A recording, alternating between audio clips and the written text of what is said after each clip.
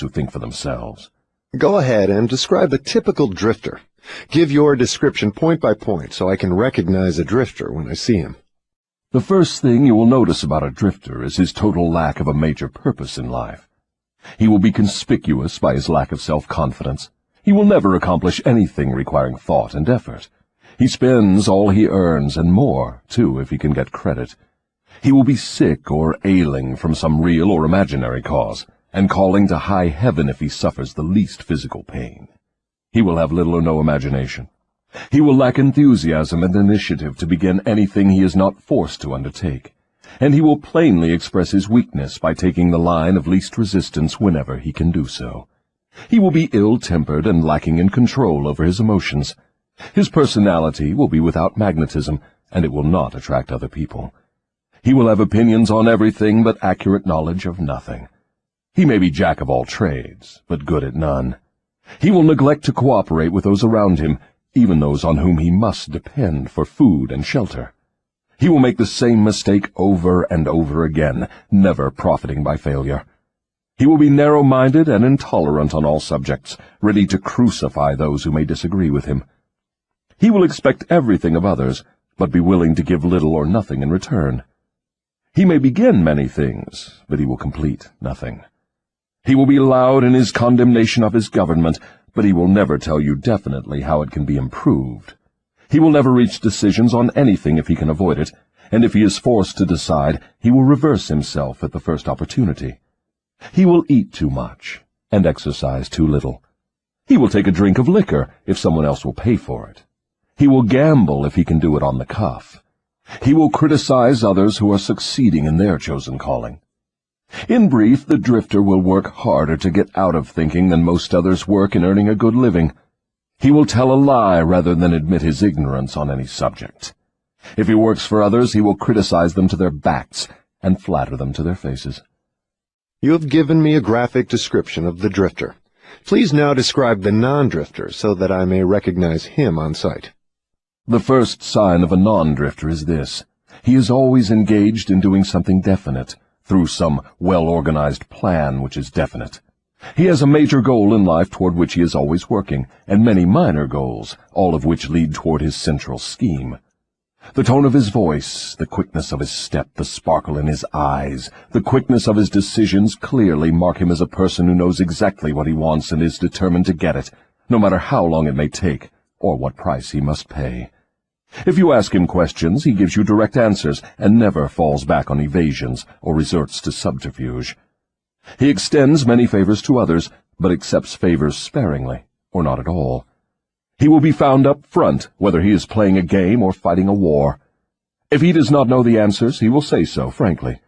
He has a good memory, never offers an alibi for his shortcomings.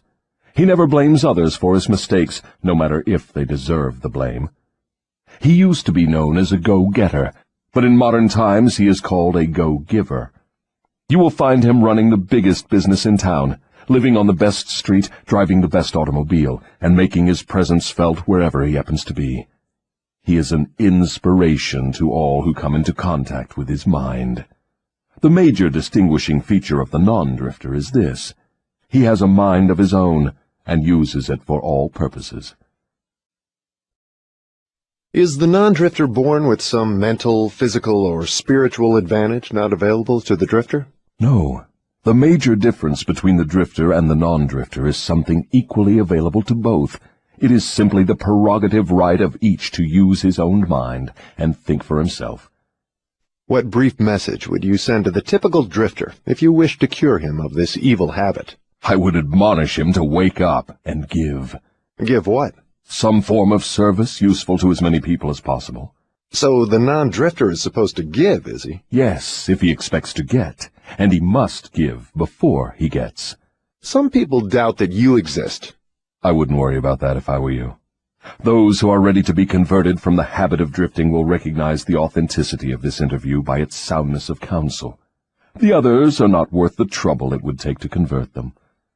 Why do you not try to stop me from publishing this confession I'm wringing from you?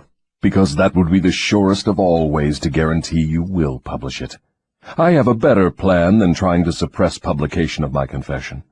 I will urge you to go ahead with the publication, then sit back and watch you suffer when some of my faithful drifters begin to make things hot for you. I will not need to deny your story. My followers will do that for me. See if they don't.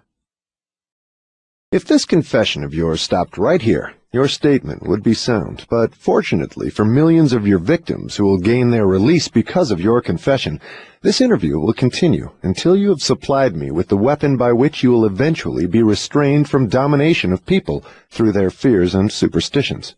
Remember, Your Majesty, your confession has just begun.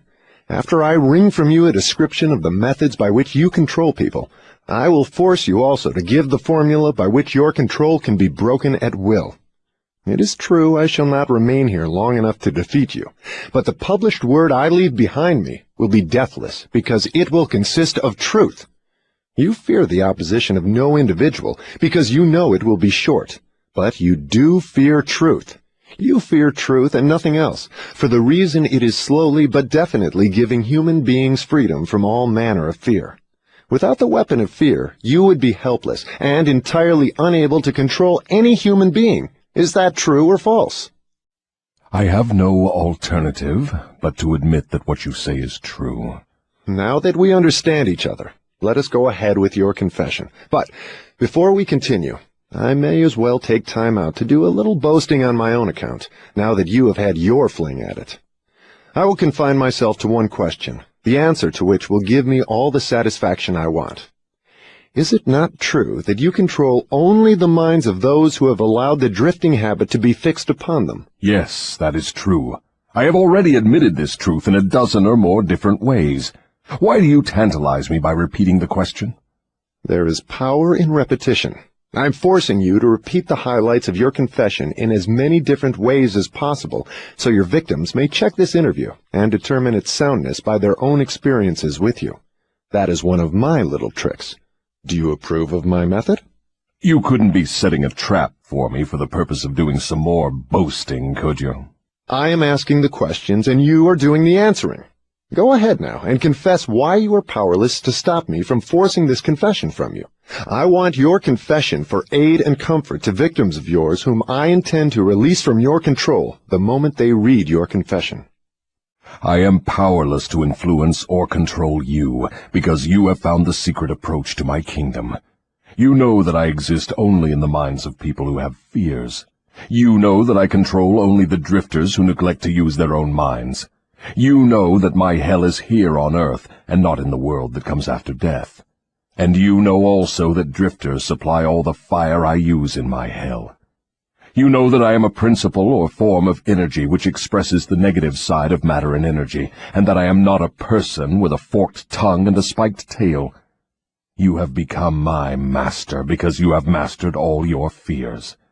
Lastly, you know that you can release all of my earthbound victims whom you contact, and this definite knowledge is the blow with which you will deal me the greatest damage. I cannot control you because you have discovered your own mind, and you have taken charge of it. There now, Mr. Earthbound, that confession should feed your vanity to the bursting point. That last dart was unnecessary. Knowledge of the sort I have used to master you does not contaminate itself with vulgar indulgence and vanity. Truth is the one and only thing in the world that can stand ridicule. Now let us continue with your confession.